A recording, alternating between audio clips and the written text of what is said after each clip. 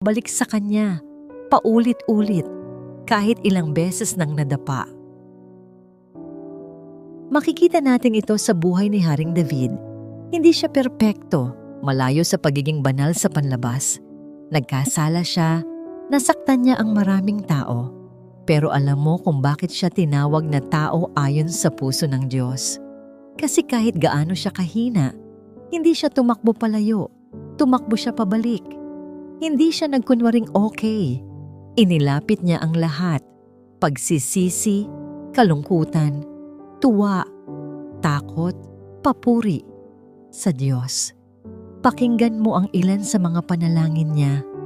Naway maging kalugod-lugod sa iyo, O Panginoon, ang mga salita ng bibig ko at ang mga laman ng puso ko. Awit 19 verse 14. Hindi lang panlabas, pati yung iniisip at nararamdaman